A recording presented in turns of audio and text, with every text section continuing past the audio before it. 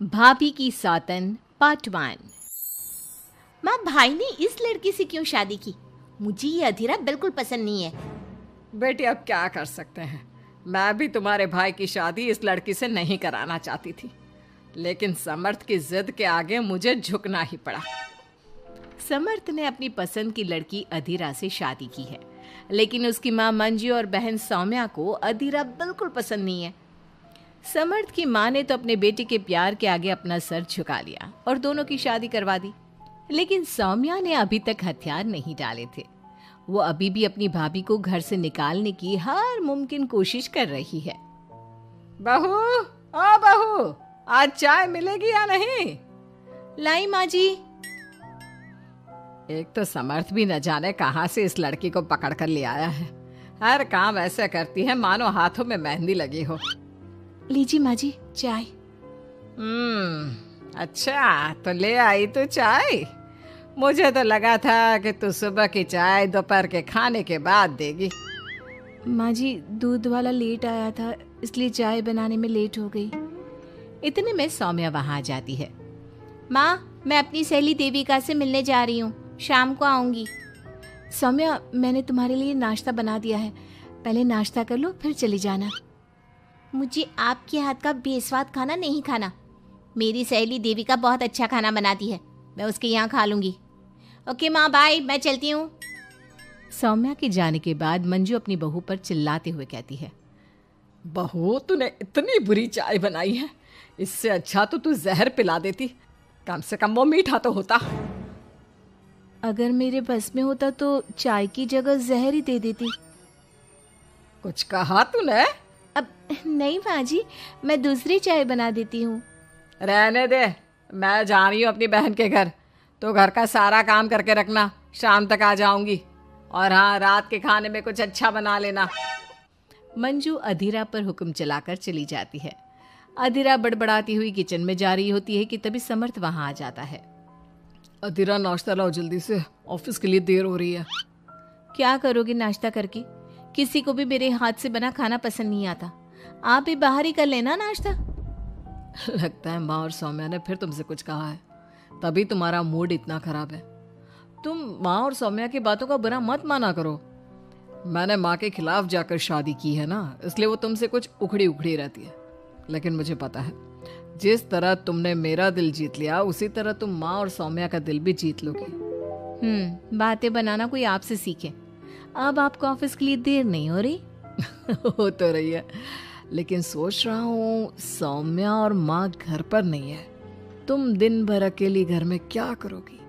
मैं आज ऑफिस की छुट्टी कर ही लेता हूँ। नहीं नहीं नहीं, मैं घर में अकेली रह सकती हूँ, आप ऑफिस जाओ। चलो जाओ और अपना काम करो। समर्थ ऑफिस चला जाता है और शाम को जब सभी घर आते हैं, अधीरा सबके लिए बड़े प्यार से खाना तैयार करके रखती है। सौम्या सबसे पहले किचन में जाती है। अरे वाह, खाने की तो बहुत अच्छी खुशबू आ रही है, लेकिन मुझे इस खाने का मजा किरकिरा करना ही होगा। सौम्या खाने के अंदर बहुत सारी हल्दी डालकर चली जाती है। उसके बाद अधीरा सबके लिए खाना लगाती है, लेकिन किसी को भी खाना अच्छा नहीं लगता। छी भाभी, कितना बुरा खाना बनाया है। इससे अच्छा तो आप हमें मना ही कर देती कि आप खाना बनाएंगी ही नहीं, तो हम बाहर से ही कुछ अच्छा खाकर आ जाते। कम से कम हमारे मुंह का स्वाद तो नहीं बिगड़ता। बहू, तूने हम सबको सुबह बिना खाना खाए निकाल दिया, और अब भी हमें बिना खाना खाए सोना पड़ेगा। क्या करती हो अधीरा? तुम्हें खाना बनाना भी नहीं आता क्या? दिमाग खराब कर दिया। समर्थ गुस्से में वहां से चला जाता है।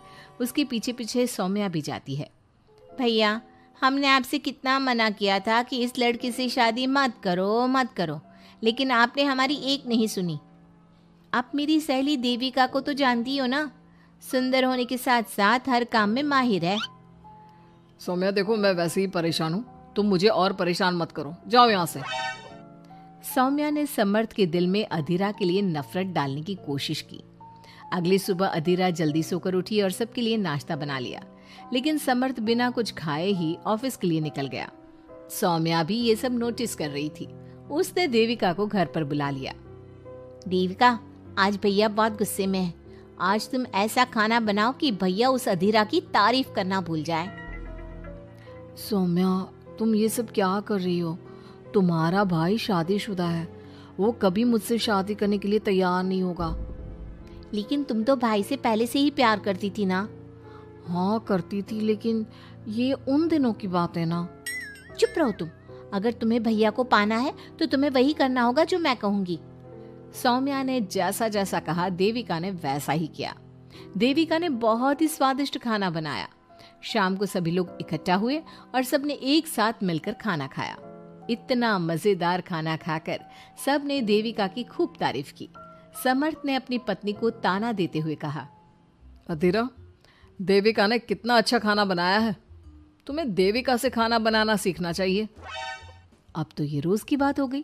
सौम्या हर बार देविका को अपने घर बुलाती और किसी न किसी बात पर अधीरा को शर्मिंदा करती। सौम्या अपने भाई की बात देविका से कराने लगी। अब समर्थ भी देविका से प्यार करने लगा। सौम्या ने अपने भाई से कहा, भैया आपको देविका पसंद है ना? अरे तुम ये क्यों पूछ रही हो? क्योंकि मैं चाहती हूँ कि आप देविका से शादी कर लो। अरे सौम्या, ये मुमकिन नहीं है, क्योंकि देविका मुझसे शादी करने के लिए कभी तैयार नहीं होगी और अधीरा भी इस रिश्ते से खुश नहीं होगी।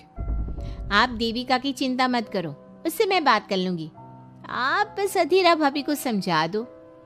सौम्या की बात सुनकर समर्थ अधीरा के पास जाता है। वो उससे अपनी और देविका की शादी की बात करता है। अधीरा, मैं देविका से शादी करना चाहता हूँ। क्या? आप शादी करोगे? लेकिन क्यों? क्योंकि मैं उससे प्यार करता हूँ। प्यार तो आप मुझसे भी करते थे। कल कोई और लड़की पसंद आ जाएगी तो तीसरी शादी कर लोगे? देखो अधीरा, तुम्हें घर में कोई पसंद नहीं करता। तुम्हारी शादी मैंने माँ के खिलाफ जाकर की थी। अब तुम मेरे और देविका के बीच में मत आओ, प्लीज। क्यों बीच में ना हो? मैं ये शादी नहीं होने दूंगी, आप चाहे कुछ भी कहो। अधीरा के लाख विरोध के बावजूद भी सौम्या और मंजू ने समर्थ की शादी देविका से करवा दी। आखिरकार सौम्या अपनी भाभी की सौतन ले ही आई।